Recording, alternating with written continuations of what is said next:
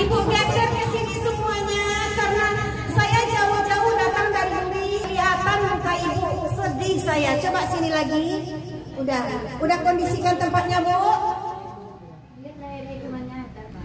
Udah? Boleh kita mulai? Tema kita hari ini adalah tetanggaku idolaku. Apa, Bu? Kenapa nggak idola, Bu? Maksudnya bahaya, maksudnya suaminya baru bahaya. Kalau tetangganya baru senang hati kita, Bu. Tetangga kita itu adalah idola kita. Senang nggak ibu punya tetangga? Ibu senang nggak kalau ibu paling kaya di Duri 13 ini? Ibu paling kaya, paling cantik, tapi ibu aja satu di sini. Ibu mau nggak? Nggak ada tetangga lain. Ibu paling kaya, ibu mau nggak? Ibu butuh tetangga. Kenapa saya katakan tetangga itu adalah idola kita? Ketika tetangga mendapatkan pujian, kita bersedih.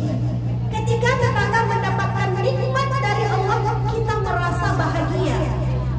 Dan hari ini kita semuanya yang berada di sini tidak satu kampung semuanya, Bu. Ada orang Minang di sini. Ada orang Minang, ada orang Medan, ada orang Sakai. Berkumpul semuanya di sini tanpa membedakan suku dan bangsa.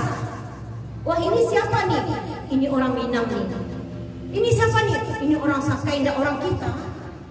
Ada juga sebaliknya, ini siapa nih? Orang Medan nih. Oh, enggak sekampung dengan kita.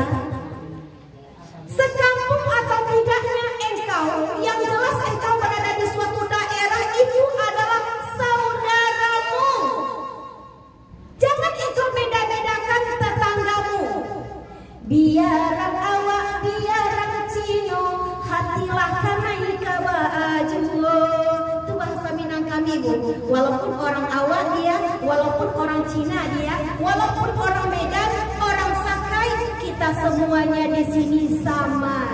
Yang membedakan kita dengan orang lain adalah inna akramakum indallahi atqakum. Sesungguhnya yang paling mulia di sisi Allah adalah orang yang paling tinggi atqakumnya, yang paling tinggi ketakwaannya. Ibu, saya lihat ibu yang ini, ada ibu yang ngantuk mendengarkan saya ceramah nih. Nah, ada ngantuk. Dia ada tipe-tipe orang mendengarkan ceramah, tipenya berbeda, Bu. Ketika saya di suatu tempat, ada orang menangis mendengarkan saya ceramah, berlinangan air matanya. Padahal ceramah saya waktu itu tidak mengundang orang untuk menangis. Dan semakin saya lihat air matanya semakin menetes, tetapi air mata tidak keluar dari matanya lagi. Dari mana keluar air matanya? Udah di sini air matanya. Ada ibu camco di sini. Ada ibu air matanya yang keluar dari bibirnya. Gak ada. Air mata itu keluar dari mana? Dari mata. Jadi nggak boleh ibu menangis, air matanya itu salah sarang. Oke? Kembali kita kepada pengajian tetangga, bercerita masalah tetangga. Semuanya ibu pasti punya tetangga. Dan semuanya kita mungkin pernah mempunyai masalah dengan tetangga. Mungkin kita yang selalu menyakitkan tetangga, mungkin kita yang selalu menjengkelkan tetangga, mungkinkah tetangga yang selalu menjengkelkan atau menyakiti hati kita. Kita ini hidup di rantau orang, bukan saudara sekandung lah yang paling dekat dengan kita. Yang nggak tahu kurangnya kita, yang tahu kita nggak makan siapa, Bu? Tetangga. Ketika kita mendapatkan pujian atau musibah, yang datang duluan siapa? Tetangga. Makanya nih kau baik-baik sama tetangga. Jangan jalan-jalan sama tetangga. Tetangga kita ini dengan kita bagaikan satu bangunan. Kalau sakit tetangga, kita merasa sakit. Kalau senang tetangga, kita pun merasa senang. Ada hak-hak tetangga atas kita, Bu. Coba ibu catat, nanti ibu hafal di rumah apa hak tetangga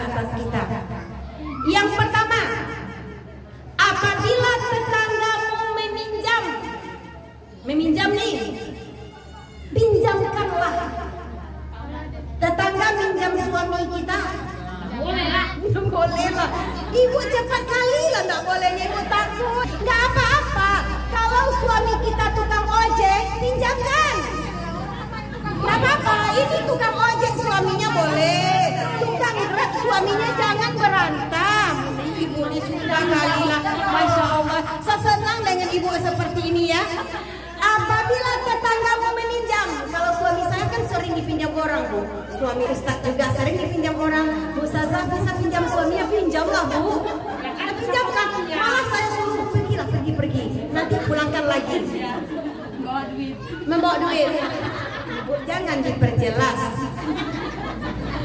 Kita kalau pinjamkan orang, kita kan melapangkan orang nih.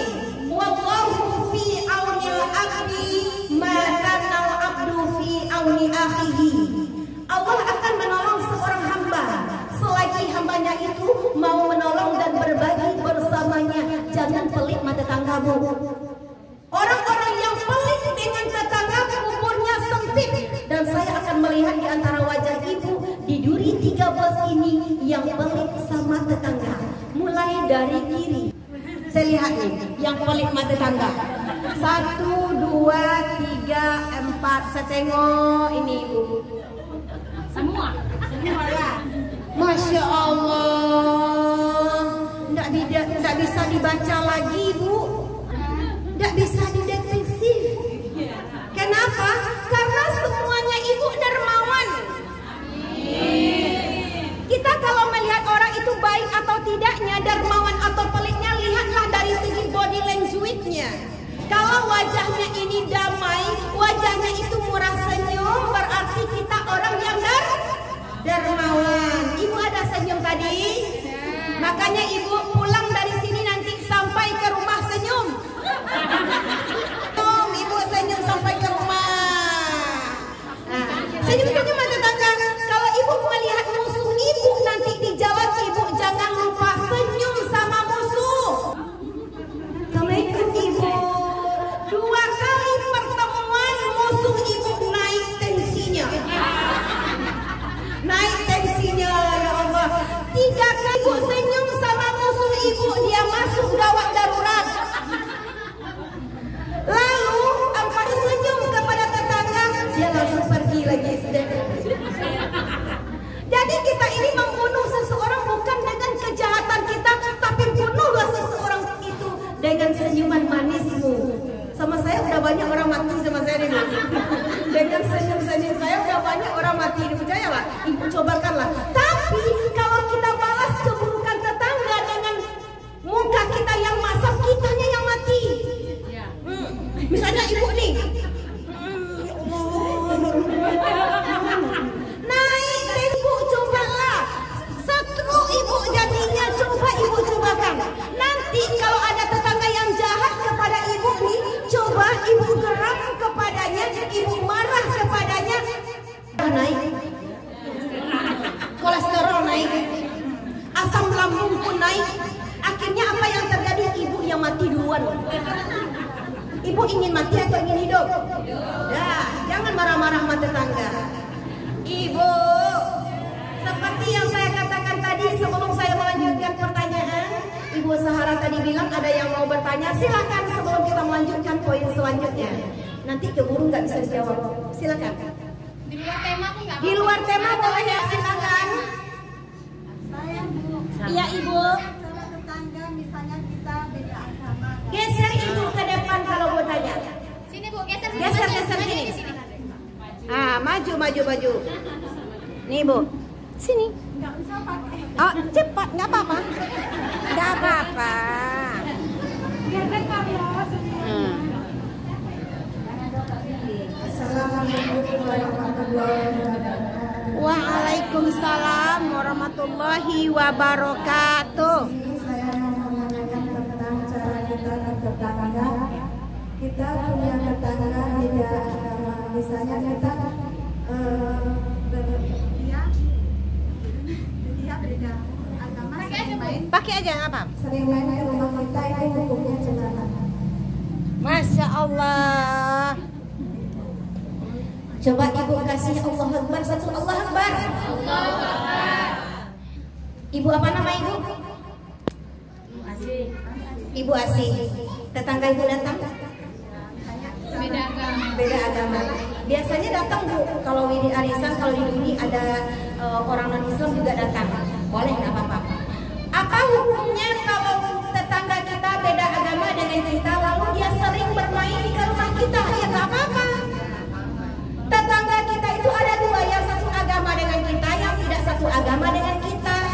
Contoh, boleh saya cerita sedikit. 15 tahun yang lewat, ketika saya belum hijrah ke Duri, saya mempunyai tetangga di daerah Kota Padang. Tetangga saya itu, maaf, dia itu wanita malam. Dia wanita malam berasal dari Mentawai. Dan pakaiannya, ibu tahulah, kalau pakaiannya wanita malam, tahulah ibu ya.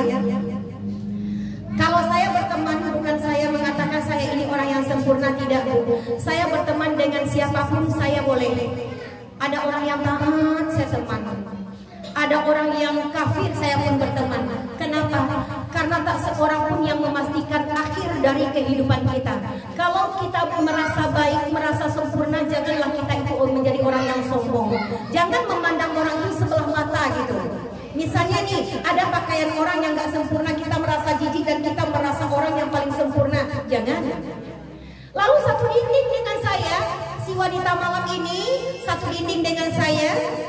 Kalau wanita malam itu biasanya kan cantik ya Bu. Lalu saya bawa dia Bu, itu satu komplek berpandangan buruk kepadanya. Tidak ada pandangan yang baik kepada yang namanya waktu itu Julmi ya Bu. Lalu saya bawa dia ke pasar Bandabue, waktu itu kami masih di Padang. Saya bawa ke pasar, satu kali saya bawa, dalam hati saya bilang, ya Allah ya Rahman, jangan engkau cabut nyawanya sebelum dia masuk ke dalam Islam ya Allah. Tapi dalam hati aja ya Bu, jangan ibu bilang ke dia nanti, kau harus masuk Islam ya, jangan. Lalu saya bawa dia, 1 hari, 2 hari saya bertetangga, sampai 1 bulan saya bertetangga dengan dia. Saya baca Quran. Saya sengajakan keras-keras membaca Al-Qurannya. Besok harinya dia datang kepada saya, kakak, Julmi pengen masuk Islam. Masya Allah, dengan doa loh Bu. Ya Allah, jangan cabut nyawanya sebelum dia masuk Islam ya Allah. Sehingga dia datang kepada saya, Julmi ingin masuk Islam.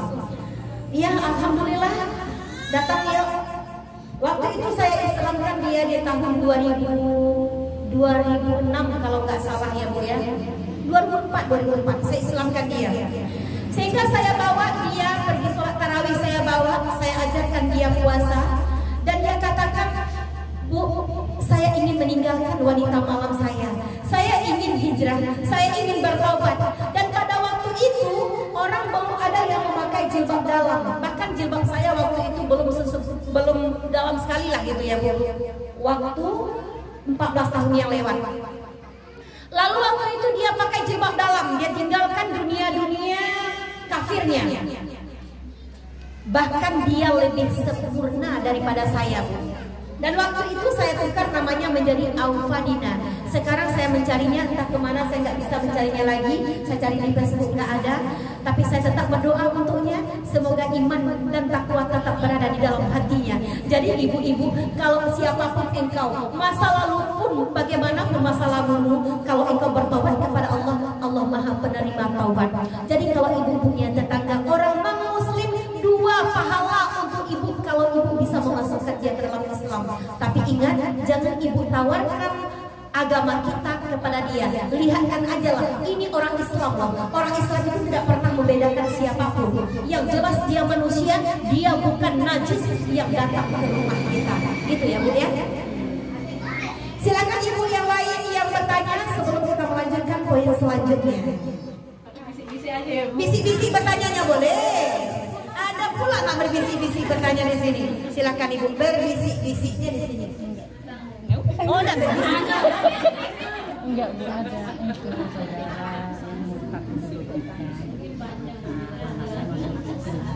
jadi kalau misalnya orang tuanya apa gunanya melayang gitu. Oh, itu ya Bu. Katanya nggak boleh kan gitu. Iya, iya. Itu bisikan ibu. Tapi bisikan ibu se-Indonesia orang benar. Enggak apa-apa. Ibu, apabila Tapi na'udzubillahi min zalik, ada 3 kesempatan kita untuk mengambilnya kembali. 3 tugas kita untuk mengambil anak yang murtad, ambil kembali, sadarkan dia, bawa ustaz ke rumahnya untuk menyadarkan dia. Tugas kita mengambil, karena satu orang murtad akan melahirkan orang-orang kafir yang lain. Banyak, dia punya keturunan, punya 7 turunan, akhirnya dia akan membentuk satu kampung menjadi murtad. Jadi yang kedua, tidak mau juga lagi tarik dia untuk masuk Islam kembali. Allah menyuruh kita, Allah itu tidak putus asa memanggil kita dalam Al-Quran. Allah berfirman di dalam Al-Quran, A'udzu billahi minasy syaithanir rajim. Bismillahirrahmanirrahim. Wasari'u ila maghfiratin min rabbikum wa jannatin arduha as-samawati wal ardh u'iddat lil muttaqin. Bersegera, ayo mencari ampunan dan kasih sayang Allah. Ayo engkau bertobat kembali, minta ampun sama Allah. Sadarlah ini, karena agama yang benar adalah agama Islam. Ibu ajak kembali. Kemudian yang kedua, apabila anaknya murtad, apakah boleh anak melayani orang tuanya kalau orang tuanya dalam keadaan meninggal? Boleh. Tanggung jawab sesama muslim lagi, bukan anak dengan orang tua, bukan antara orang muslim dengan orang muslim. Sedangkan orang non-Islam saja meninggal dunia itu boleh kita melayani, boleh kita melihatnya ya Bu ya. Boleh anak menjenguknya, tapi anak tidak boleh lagi mendoakan maknya. Atau sebaliknya, anak juga, orang tua nggak boleh. Kalau anaknya ini meninggal, si murtad ini meninggal, nggak boleh mengatakan, ya Allah ampuni dosa-dosa anak hamba ya Allah. Inilah doa yang dilarang ketika orang yang sudah masuk ke dalam agama selain dari Islam. Begitu Bu. Jadi tugas ibu mengambil anak itu kembali, bawa ustaz untuk menyadarkannya. Insya Allah Bu. Nggak mau ya ibu, contoh siapa bilang nggak mau? Hati itu adalah yang pemiliknya Allah. Yang maha memiliki hati adalah Allah. Contoh ibu, di Duri saya juga udah mengislamkan orang Buddha. Orang Buddha di sini orang Islam maksudnya. Kalau di daerah Duri 13 ini banyak non Islam kah atau Islam? Hampir sama lah. Sama-sama ya Bu ya. Jadi ada orang Buddha yang berumur waktu itu 90 tahun. Udah dibawa ke ustaz manapun, beliau mempunyai anak 10, yang 9 udah masuk Islam, yang 1 di Dumai belum lagi. Jadi anaknya datang kepada saya, Bu Ustazah, maukah Bu Ustazah untuk menyentuh hati orang tua saya, privatnya gitu. Jadi saya tidak ingin kalau privat dibayar. Saya tidak ingin kalau masalah Islam dan agama dibayar. Lalu saya pijitlah kaki simbah ini. Waktu itu beliau sakit pula. Saya berdoa, ya Allah, jangan Engkau cabut nyawa orang kafir ini ya Allah, sebelum dia masuk ke dalam Islam ya Allah. Saya cium tangannya Bu. Saya minta izin sama Allah, saya minta maaf sama Allah. Ya Allah, saya menunjukkan inilah Islam yang sesungguhnya. Islam itu tidak pernah membedakan siapapun.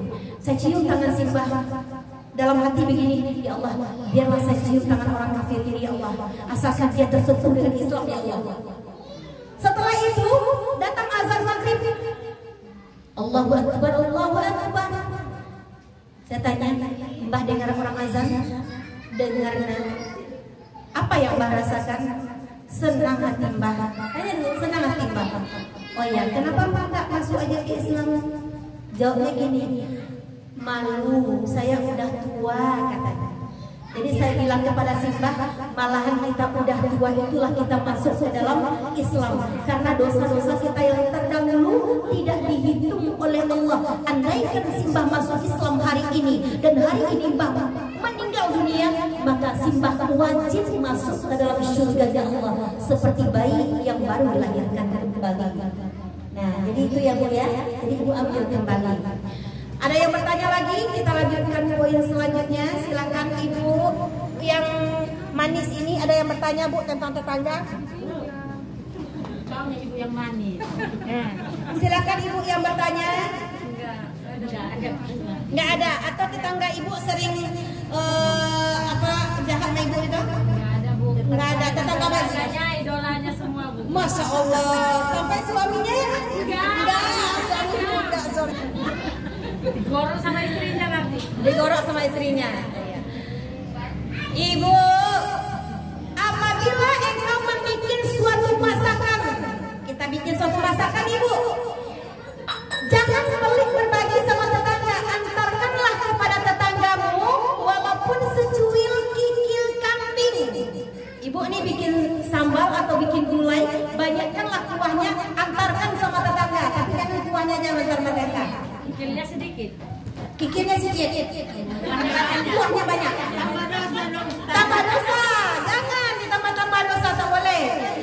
Apabila kita mengasihi tetangga, kita antarkan tetangga makanan sedikit saja, itu akan bisa menggunakan hati kita yang sedang keras dan mendinginkan hati kita yang sedang panas.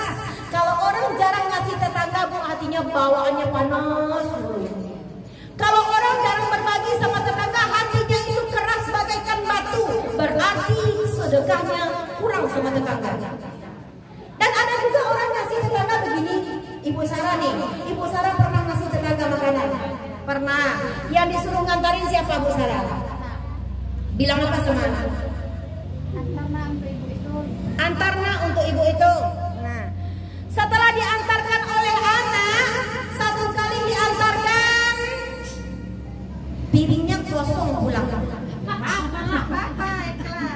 Dua kali diantarkan sama tetangga, antarkan lagi anaknya sama ibu sebelah itu, tapi tempatnya tak usah ke bawah balik ya. Udah 2 kali, 3 kali diantarkan tetangga, namun tetap piring kosong balik. Lumayan bu, piringnya pulang. Ini piringnya tak pulang. Ada gitu ya bu ya, piringnya tak pulang. Ada campur di sini ya. Hei lala, ya Allah, itu tetangganya orang mana bu? Orang sini, jangan orang Minang bu bilang ya.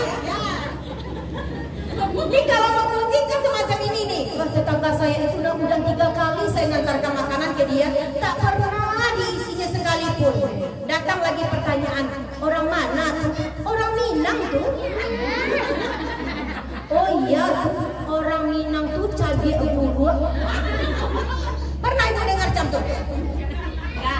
Gak ada. Sekarang ini aja ya. Karena saya orang Minang, ibu takut mengakuinya. Coba sama orang Jawa pasti ibu akan mengatakan orang Minang itu cabai bubuk. Nah, apa? Sampilia. Kan ibu pernah dengar kayak gitu. Wah, kan sampilia. Orang Minang tuh cabai bubuk. Taimpi nak dia tak kurung nak di luar. Atau sebaliknya orang Minang bergunjing, mengantarkan ke rumah tetangga sebelah, baliknya dengan piring kosong. Orang mana tuh? Orang Riau. Oh iya, orang Riau tuh jam itulah orang tetangga saya juga orang Riau kayak gitu. Saya besan sama orang Riau. Biasanya kalau orang bergunjing seperti itu, Bu, betul lah. Kan sering kayak gitu ibu di sini. Atau sebaliknya, orang mana tuh? Orang santai. Tahu ibu nak, kalau kita dibilang seperti itu tuh sakitnya minta ampun, betul? Di mana sakitnya?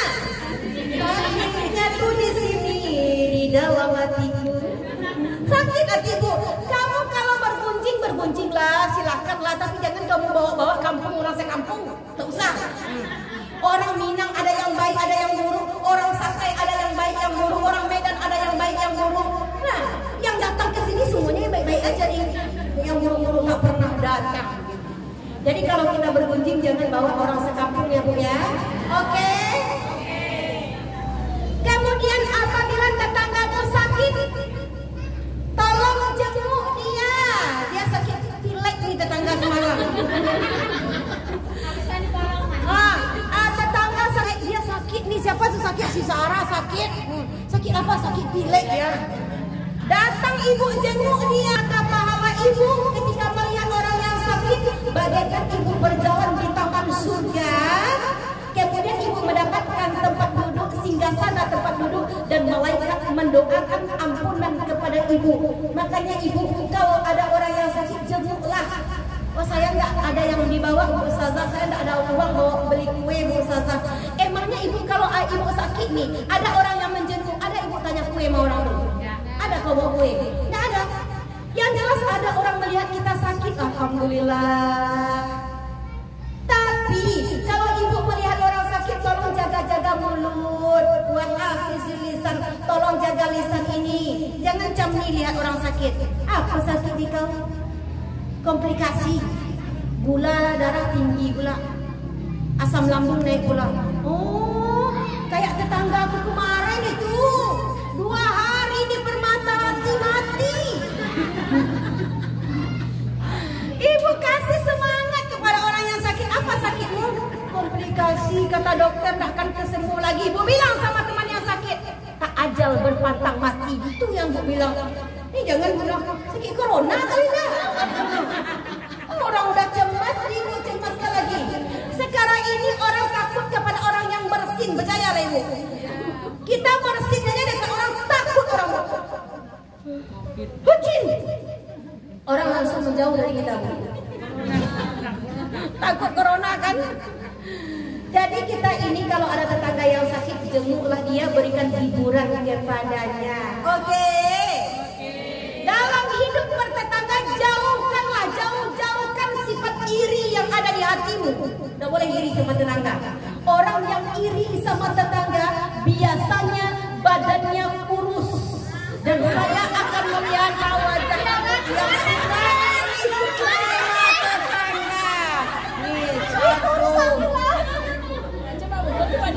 Mana? Dia mana? Orang yang iri, suka iri sama tetangga, badannya kurus. Dan jangan berbangga hati, wahai Anda yang gemuk. Yang gemuk ini udah kelewat irinya. Jangan bangga hati. Itulah kita nih, bangga kena sindir senang tinggi. Siapa tuh iri? Kalau orang yang ngomong ini iri, pergi dia ke sini 2 kilo, ke badan 2 kilo. Sebenarnya itu enggak kenyataan. Ada juga orang yang kurus, dia biasa-biasa aja gitu. Cuma jangan ibu ngantuk aja. Siapakah orang yang iri? Biasanya orang yang iri itu susah melihat orang senang. Bahagia dia melihat orang susah. Datang orang bertamu ke rumahnya, ke rumah tetangga sebelah, ketuk pintu, dia lihat dari gorden pintu. Orang diambil datang. Atau tetangga beli motor nggak pakai BM, meriang. Dalam hati pun bertanya-tanya, gimana dapat uang dong? Ala pasti kredit tuh. Ibu tanya langsung ke dia, motormu berapa beli? Biasanya kalau orang ini kan campur gayanya ya bu ya. Body language-nya itu menyatakan kalau dia itu curiga pada kita gitu. Berapa beli motor? Kalau tetangga orang jujur, dia akan menjawab kredit DP 3 juta, angsuran selama 2 tahun. Alhamdulillah. Dalam hatinya pun berkata, rasalah cuma 2 bulan ini itu, nanti ditarik dia level rasanya. Tapi kalau tetangga besar omongannya, kan ada juga tetangga itu besar omongannya ya bu ya, betul nak? Berapa beli motor tuh? 18 juta cash. Berhenti sejenak bernafas. Langsung ibu pulang bilang sama suami, bang, tetangga kita itu katanya motornya cash 18 juta. Abang percaya nggak sih?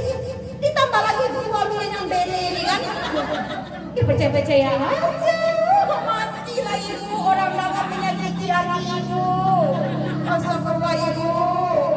Sadarlah wahai tetangga, jangan iri dalam dada.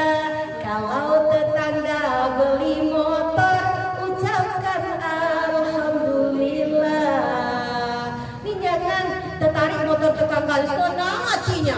Dia pergi beli tomat 2 buah ke kedai, dia 2 jam di sana ngomong-ngomong. Dan tertarik tuh dia lihat. Jangan campur ya Bu ya. Kemudian janganlah engkau angkuh. Ibu, angkuh ibu tahu? Ibu tahu angkuh? Coba angkuh. Apa itu angkuh? Hah? Apa contohnya? Apa contohnya angkuh gimana? Ibu tahu bagaimana orang yang angkuh? Orang yang angkuh ini body language-nya itu agak mencongak sedikit. Coba lihat, ibu kalau ada teman yang begini cara bicaranya, yang begini-begini, kan ada juga tuh. Pandai Bu. Hah? Nggak pandai. Nggak pandai. Ya. Ibu memang orang rendah hati. Tapi coba ibu lihat tetangga yang begini. Orang yang angkuh itu merasa dia paling hebat, merasa dia paling benar, nasihat orang tak didengar, merasa dia paling hebat, merasa dia semuanya. Dan biasanya orang angkuh ini selalu menepuk dada. Nih, dipromosikannya. Kalau dia kenalan sama orang begini, cara orang yang angkuh, geser ke sana ke sini. Cara orang yang angkuh berkenalan sama orang begini. Kenal ibu dengan saya. Saya ibu ustazah. Iya. Oh ibu coba lihat di YouTube saya. Kalau orang yang angkuh itu biasa mempublikasikan, bilang sama orang, itu ustazah ya Bu ya. Saya sering dipanggil-panggil orang gitu, tuh berarti orang yang angkuh. Tak perlu engkau katakan siapa dirimu kepada orang. Tak perlu. Oh saya guru ini Bu. Saya lama honor 20 tahun honor Bu. 20 tahun honor bangga enggak? Astagfirullah. Saya enggak pernah honor, saya enggak bangga. Jangan engkau banggakan. Oh saya itu Bu Zahraya, saya ini kan orangnya idealis kan. Enggak usah kau bilang orang idealis. Oi jamaah, tahu enggak orang idealis itu macam mana bentuknya? Orang idealis itu pintar berpikirnya. Itu pikiran on. Bilang pula idealis. Enggak usah. Jadi kita itu biasalah seperti ilmu padi. Tahu padi Bu? Bagaimana tuh padi? Makin berisi runduk ke bawah. Semakin dia berisi semakin runduk ke bawah. Bahkan jangan tahu orang kalau engkau ini orang pintar. Nggak usah, biasa aja bicara sama orang. Udah. Dari engkau bicara aja orang udah tahu kamu ini orang yang pintar atau orang yang bodoh. Gitu sebenarnya Ibu ya. Nih semacam Bu Zahra tadi. Ibu guru ya? Kok seperti guru? Enggak, katanya dia rendah hati gitu. Jadi jangan kita angkuh. Ada yang bertanya Bu? Ya silakan. Apa gini Ustazah? Ya. Kalau kan bertetangga, Ya. tetangganya tadi non muslim ya Bu ya. Ya. Kalau kita ngasih makanan, kan kita nggak tahu, kita kan orang non muslim itu banyak juga Ustazah yang Iya. nggak makan hal-hal yang haram. Cuman kayak mana itu Ustazah? Piring yang udah kita kasih, mana tahu dia makan melalui piring itu, atau entah belum sempat dipulangkan, entah masih dipakai lah piringnya digunakan gitu. Oke. Mana tahu, kita kan nggak tahu, cuman menghindarinya gitu dari najis lah katakan Iya. dulu ya kan, najis lah dulu katakan. Ibu mengasih makanan kepada orang yang non muslim. Apakah ketika piring dipulangkan ibu cucinya dengan tanah? Itu tidak. Yang dicuci dengan tanah adalah hasil jilatan anjing. Kalau dijilat anjing, kalau dia punya anjing, ibu curiga ibu cuci aja dengan tanah 1 kali, ibu cuci dengan air 7 kali. Dan ibu kalau mengantarkan barang kepada dia atau dia mengantarkan barang kepada ibu, sebenarnya orang non muslim itu juga ada di dalam kitabnya tidak boleh memakan baby gitu, tak boleh makan itunya. Jadi ibu lihat apa yang dia antarkan. Kalau dia antarkan goreng pisang sama ibu halal kan, ayo makan gitu. Sama dengan ibu belanja di restoran. Kalau ibu pergi ke restoran, itu semua yang belanja di restoran itu tidak orang muslim. Bahkan ibu makan dengan sendoknya kan, nggak apa-apa gitu. Tapi kecuali ibu udah melihatnya nih, udah melihat babi yang dia antarkan baru tidak boleh. Kemudian letaklah dia mengantarkan kepada ibu, mungkin itu gulai daging dan ibu curiga kepada daging tersebut, ibu ambil saja baik-baik, jaga perasaan tetangga. Ibu ambil baik-baik, makasih ya Bu ya. Buang aja di belakang, kan beres kan? Jangan boleh mau tanya, ini babi atau sapi? Jangan ibu tanya kayak gitu. Jadi tenggang rasa dalam hidup bertetangga. Cantu bu. Ada lagi? Nggak ada. Dalam hidup bertetangga, buangkan sifat dendam yang ada di hati. Ibu wanita soleha, ibu buangkan dendam di hati. Dendam tidak boleh ibu. Yang dendam itu apa? Tidak tegur sapa dengan tetangga, memutuskan hubungan silaturahim. La yadkhulul jannah qati'ur rahim. Tidak akan masuk ke dalam surganya Allah orang yang memutuskan hubungan silaturahim. Sekalipun kamu tiap tahun pergi umroh, sekalipun sedekahmu banyak, tapi kalau tetangga tidak tegur sapa, percuma saja. Percuma ya bu ya. Jadi ibu nanti sampai di rumah cari tetangga, saya tetangga ini, tetangga semuanya, alhamdulillah baik semuanya nih. Nggak ada lah yang cekcok sama tetangga kayak ini. Nggak ada di sini ya, tapi di rumah ada. Apabila tetanggamu minta maaf, maafkanlah dia.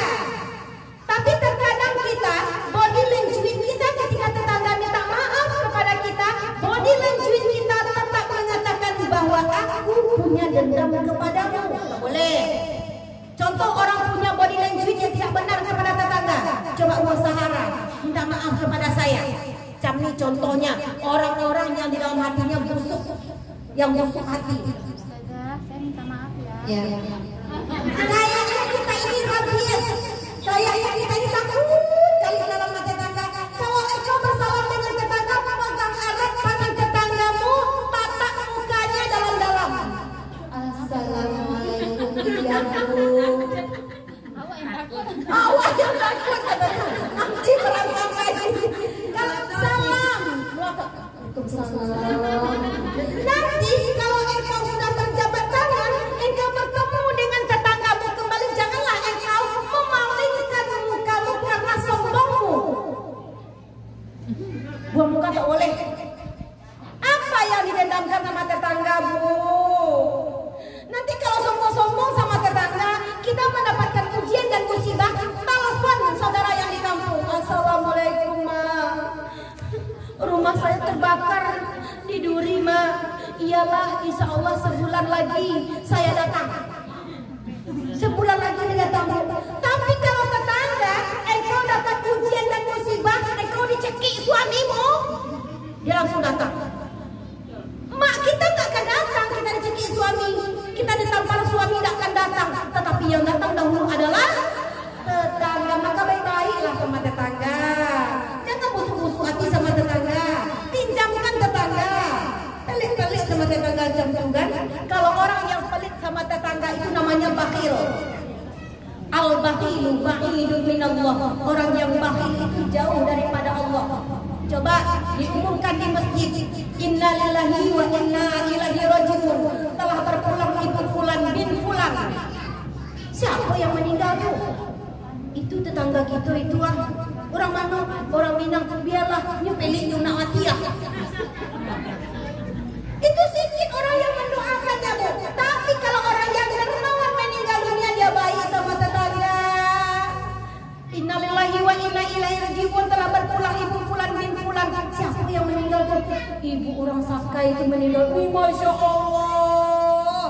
Ibu tuh baik sekali.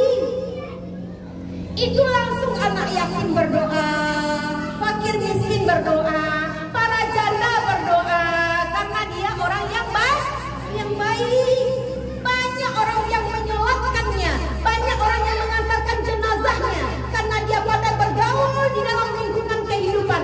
Tapi coba orang yang pelit meninggal dunia, jatuh benda busuknya satu, diambil sama anak-anak, dikejar sama tangkai sapi. Karena pelitnya tadi kan? Jadi kita jangan pelit-pelit sama tetangga, berbagilah sama tetangga. Hari ini mungkin kita berada di atas, mungkin esok atau lusa kita yang ada di bawah. Yang pastinya suatu saat nanti kita butuh tetangga. Wah, saya nggak butuh tetangga ustazah, saya hidup serba lengkap. Lihat nih ustazah, saya kaya. Ya. Kadang-kadang orang kaya ini mobilnya empat, penjahit dia tidak punya di rumahnya. Orang kaya minjam ke tetangga kan. Kalau orang kaya kan kekurangannya itu, mobilnya 5 tapi cangkul nggak ada di rumahnya, minjam sama tetangga. Penjahit dia nggak punya, minjam sama tetangga. Itulah kekurangan orang-orang kaya. Kalau kekurangan orang miskin jangan disebut. Tak punya mobil 4, penjahit banyak. Gitu. Jadi kita ini hidup dalam dunia ini saling membutuhkan. Oke? Ada lagi yang bertanya? Silakan. Ibu boleh bertanya luar dari tema yang saya sampaikan. Mungkin ada ibu tadi seperti tema yang disebutkan sama Bu Zara tadi, ada temanya tentang tetangga, dipilih ibu tentang tetangga. Yang kedua tentang mendidik anak mungkin. Yang ketiga cara menjadi istri yang solehah mungkin, atau mendidik anak. Silakan ibu bertanya luar dari tema yang saya sampaikan. Silakan. Mau bertanya? Jalan-jalan. Ada yang bertanya? Udah keluar ditanya lagi. Silakan ibu bertanya. Apa bu? Pas di sini nggak ingat Ustaz. Oh pas di sini nggak ingat. Pasti ibu terpesona melihat saya. Masya Allah. Saya ini kan ustazah bu. Sombong aja. Ada lagi bu silakan. Tidak ada. Betapa dahsyatnya kita berbagi hidup dengan tetangga. Udah. Sama pahalanya dengan haji dan umroh. Lihat, di zaman Rasulullah SAW ada seorang istri yang sedang hamil dia. Yang namanya orang hamil bu ya. Lihat makanan tetangga kepengen. Betul? Ibu masih terasa hamil? Masih. Bagi yang lupa hamil, rasa hamil, bagi yang lupa rasanya hamil, saya doakan. Hamil lagi. Doakan pulang dari sini nanti hamil semuanya. Amin. Amin. Nah betul-betul. Saya doakan siapa yang pulang dari sini nanti hamil. Janganlah ibu bersedih hati. Orang pengen hamil ya. Oh nenek jangan nek bu. Nenek jangan hamil bu. Yang janda Ustazah. Yang janda saya doakan dapat suami, amin. Lalu yang namanya orang hamil ini lihat masakan tetangga kepengen, cium bau aroma masakan tetangga dia kepengen. Kan jam tuh kita hamil ya. Lihat suami tetangga. Lihat suami tetangga macam mana? Masya Allah. Nah, maksudnya begini. Lihat suami itu mungkin suaminya itu jelek kali misalnya. Suami tetangga itu ganteng. Wow. Itu boleh. Boleh gini. Coba Bu. Coba. Boleh. Suami tetangga itu seperti bintang Hollywood. Oh, ibu hamil nih. Ya Allah, bilang kayak gini. Mudah-mudahan anak saya seperti suami tetangga sebelah ya Allah.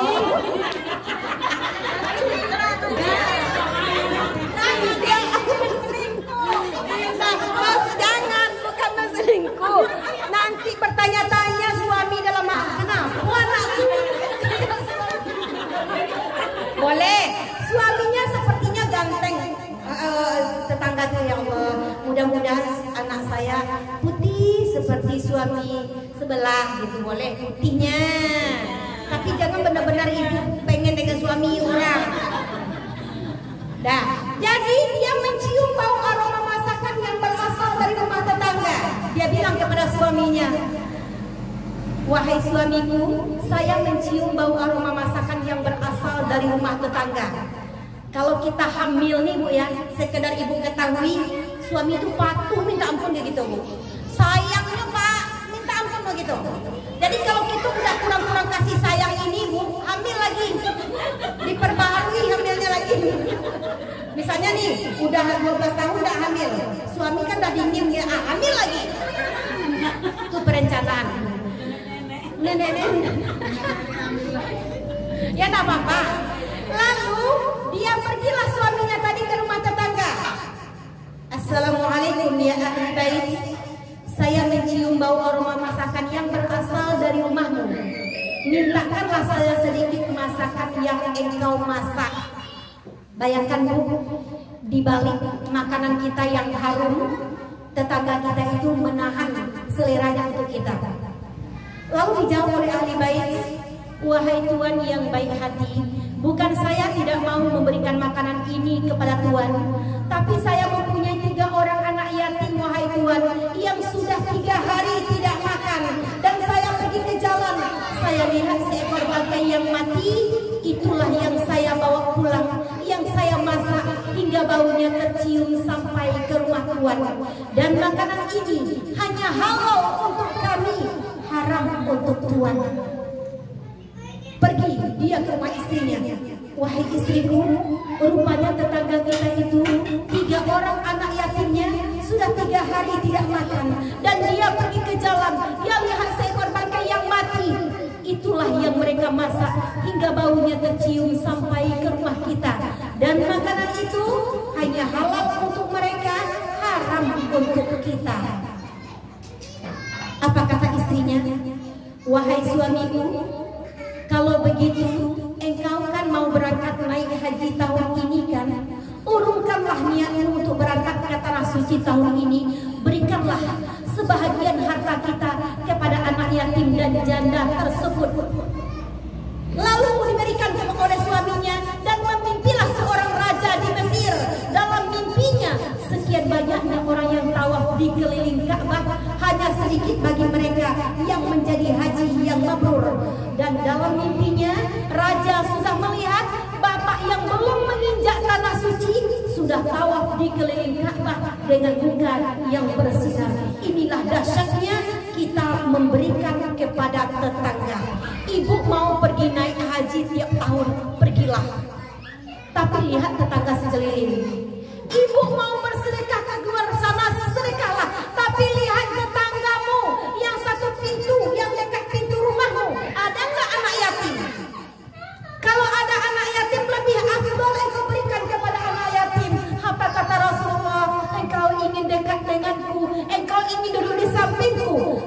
Ana wa kafilul yatim fil jannah wa kata. Saya dengan orang yang menyayangi anak yatim di surga nanti dekat, bagaikan dekatnya jari tunjuk dengan jari tengah. Jadi ibu-ibu kalau ada lebih rezeki ibu, cek hidup tetangga. Bukan kepo ya Bu, kepo berbeda ya. Cek hidup tetangga. Di tetangga saya makan gak ya? Andaikan ibu tahu jeritan anak yatim kepada kakaknya, jeritan para janda kepada anaknya. Di hari Lebaran Bu, orang takbir, Allahu Akbar, Allahu Akbar, Allahu Akbar. Cek kehidupan tetangga ibu yang tak punya suami. Cek kehidupan tetangga ibu yang tidak punya bapaknya. Pasti dia bertanya, Mak, baju Lebaran aku belum dibeli, Mak.